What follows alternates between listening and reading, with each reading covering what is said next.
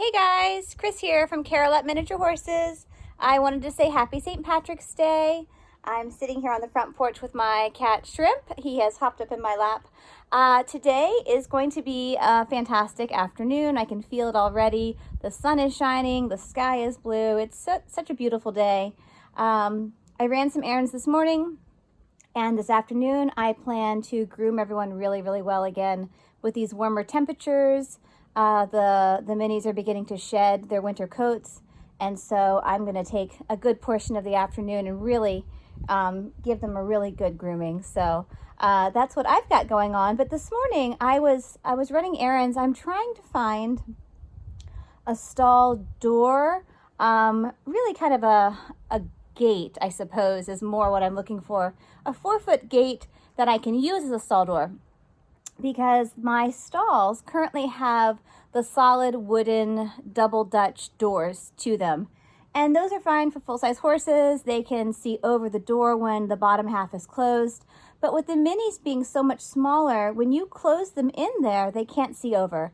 And oftentimes they start to feel a little claustrophobic. So I am searching for a 4-foot gate that I can use as a stall door. I've been watching the grass closely, and with these warmer days and kind of spring showers that we're beginning to get now, I am beginning to think that Clover needs to come off of the grass sooner rather than later. He's very comfortable still. There are no signs of any sort of foot tenderness, which is wonderful. His weight is good. He is not obese. But because he foundered previously, and we know this, we want to be extra special careful with him, and we want to make sure that he doesn't become the least bit footsore and laminitic. So I do want to start keeping him up, and just as soon as I can fashion a gate that I think he will be happy enough with so that he can see out of the stall while he's in, I will start keeping him up.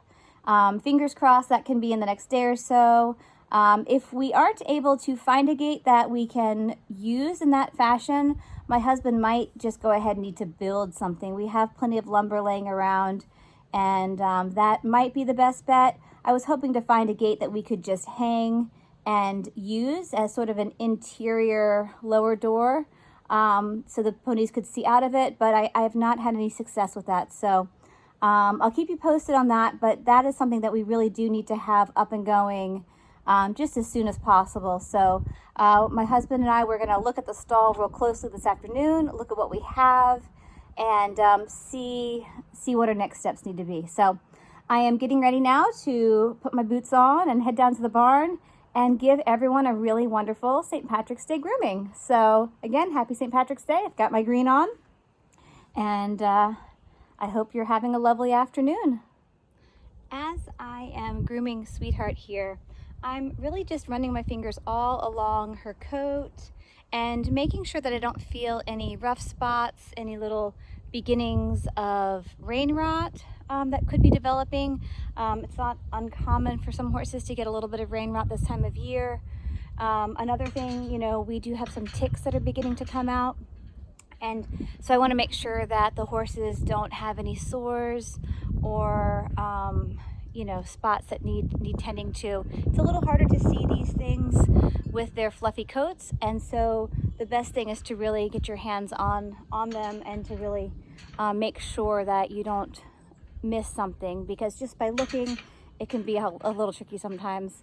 So Sweetheart, she's a really good girl. She's happy to stand to be groomed, and I just wanted to kind of let you know that this time of year, rain rot is something that we are also beginning to kind of look for so that we can treat it before it becomes a bigger issue, as well as the ticks. So those are the two things as I'm grooming her I'm really looking for. I want to make sure I get all of the debris and stuff out of her winter coat so that doesn't begin to irritate her. Miniature horses have really thick coats. Some of them, not all of them, but a lot of them are known for really thick coats.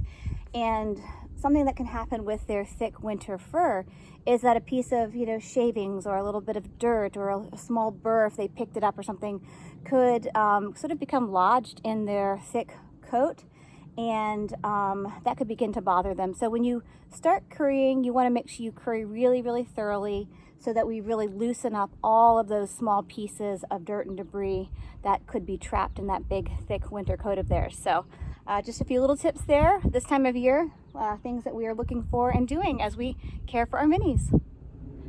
As I am brushing Clover here, he still has a very, very, very thick coat, by far the thickest coated of all the horses that we have. I am using a shedding blade today. This is the first time I've used a shedding blade on him, and because he's new to me, we're still getting to know each other. He is a very, very good boy. I am still, though, just going slowly whenever I introduce something new. So the shedding blade, I don't know if he's had one used on him before, possibly, very likely, but because I'm not sure, I just want to go kind of slow and easy with my shedding blade. If you've never used one before, they're best to use two-handed, and so as I'm kind of brushing against, along the grain of the hair there, it makes a little bit of a toothy sound, and for some horses it's a sound they haven't heard before. And again, just reassuring him and just going slowly and easy. He was really good. If you look here, with the help of the shedding blade, we were able to get quite a bit of hair off. But this is still just the very beginning. So again, today I used a shedding blade on Clover for the first time, and he was good. He seemed a little unsure at first, but he stood real well. So I think in the long run, he's going to feel much better once we get more of this hair off.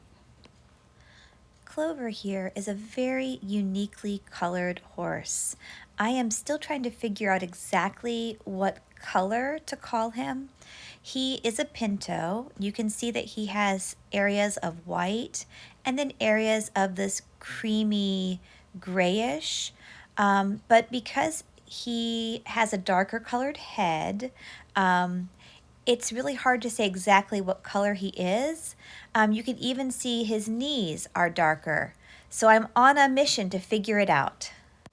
On this side, you can see the white on his rump, and then you can see this brownish creamish spot as well as the darkness up on his back. This brown line that goes right up the middle here, that is called a dorsal stripe. And that stripe is indicative to a couple of colors. One of them being dun colored horses have a dorsal stripe, and another color horse that also has that dark stripe down their back are called grulas. And I am suspecting that Clover might be a grula. He has the dark colored head, which is something that you do see with grulas, and he has the dark knees here. Now with Clover, I am suspecting that the reason he only has brown knees is because he would actually have socks. Those little white bottom half of his legs from the knee down, we would call those socks. And they are white. And I believe on his back legs he is the same way. About halfway up his leg, you can see a slight color change, and they go from being very, very light and whitish, he's dirty but white, to almost a creamy grayish color. And so as Clover continues to shed out, we will get a better glimpse of just what he truly looks like. But he is a multicolored pony. He is a pinto. He is white with some other grayish, creamish color. He has the dark head and that dark dorsal stripe. So Clover is a really cool guy, and he also has, you know, a little bit of white here around his mouth. So he just has some really unique markings, we'd say, and his coat color is quite fascinating as well.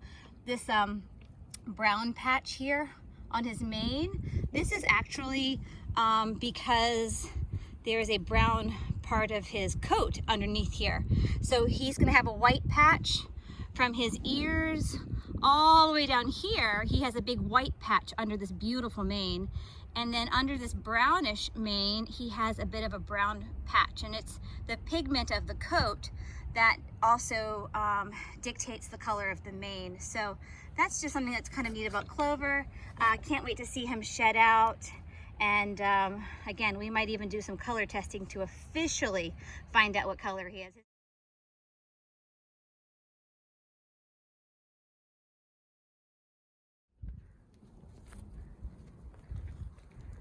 I've just put the jolly ball out for the first time, and Shenanigans came right smack to it, and Sweetheart came over with interest. She might actually pick it up. Here comes Rockstar. Oh, can I play soccer with it, she says. Can I eat it? My husband very kindly ordered this for the ponies, for the minis. Here comes Snuggles. I'm not sure if Sweetheart's going to be willing to share it or not just yet, but this is their first introduction to a jolly ball. Snuggles wants to come and check it out. This is the green 10-inch apple scented jolly ball. I've never bought one for my horses before. I always had older horses, larger horses, but I hadn't had the minis long, and I realized just what fun personalities they have. You know, 3 of the 5 are quite young. Snuggles, if I'm not mistaken, Snuggles might only be just turning 2 this spring. It's hard to believe. She looks to be a mini cross. She is quite a bit larger than the others. But if that is in fact her age, she is certainly the youngest of the crew. Shenanigans is maybe 4, we think, coming 4, and then Rockstar, I believe, is coming 5. But I think this will give them some good entertainment. I'm happy to have it. It's kind of fun to watch them play. They're very inquisitive.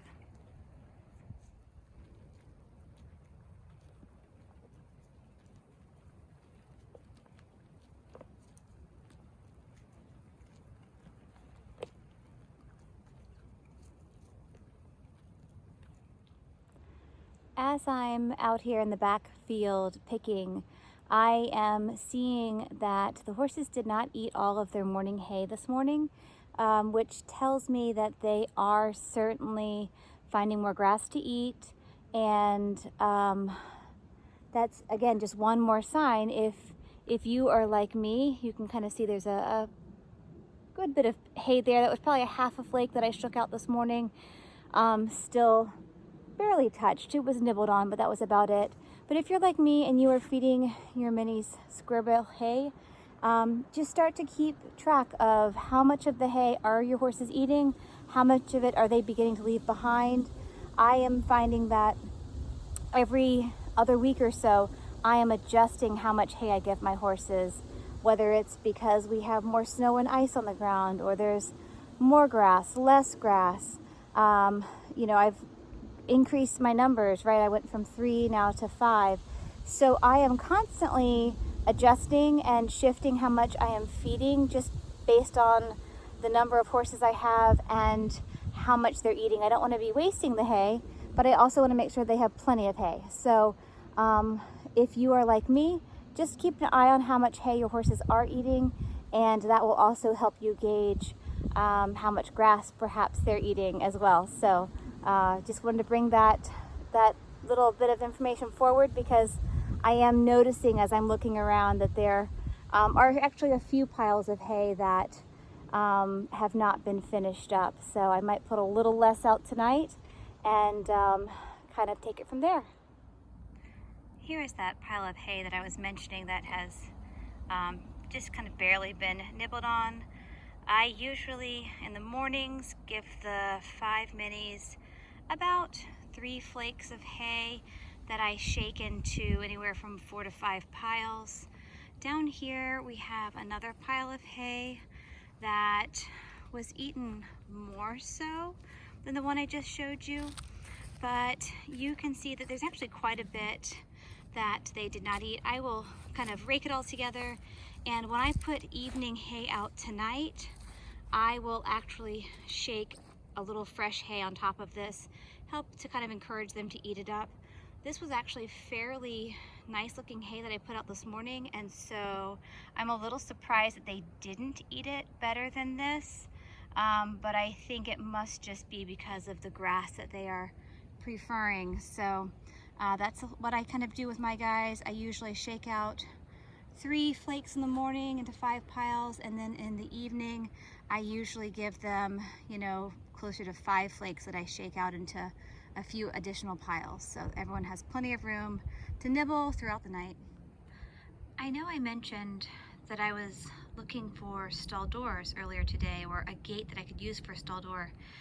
I wanted to show you here. When I close my current stall doors, you know, this barn was built for full-size horses and ponies that could more easily see out that door. But with minis, when I close the door, they can barely even get their little nose up to the tippy top, much less have any chance of seeing over the door, which can be, you know, disconcerting for them, and it can make them really anxious. And so I am looking for a stall door that will allow them to still see through it. I've seen some that have like a metal mesh almost, or woven wire front. I don't want to have the open gate, or pipe gates we call them. We do have pipe gates on our feedlots, as well as our, other field gates. Those aren't such a problem there because the horses can see their buddies.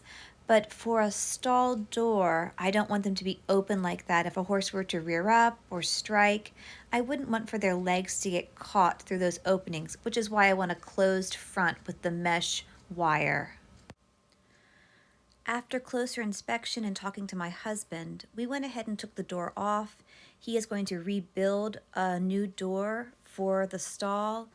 Since I couldn't find what I was looking for, this seemed to be the best option. And the door really isn't in great shape. You can see it has a lot of rot along the bottom.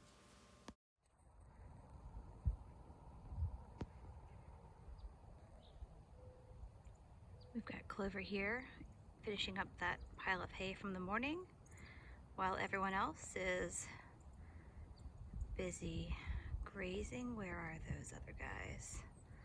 Way over here on the other side. He's usually the one to finish up the hay, which is good.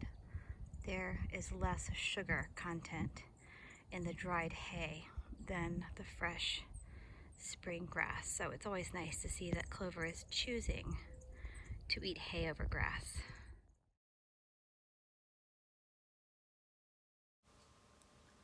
You can see here that we have removed the door. Like I said, we're going to build a bottom door that the horses can see out of. And so temporarily we have sectioned off the barnyard. The near side, which has the least amount of grass in it, is where Clover will begin to spend his days. And that way he will be able to stay off of the grass when the sugar content is the highest. Thank you so much for joining us today. Happy St. Patrick's Day once again. We'll keep you posted on that stall door and how the modification goes. But right now I feel really good that we've sectioned off the barnyard and we have created this new semi-dry lot for Clover. So that was a really big thing today. So glad we could accomplish that. Have a great rest of your day, and we'll talk to you soon. Bye, guys.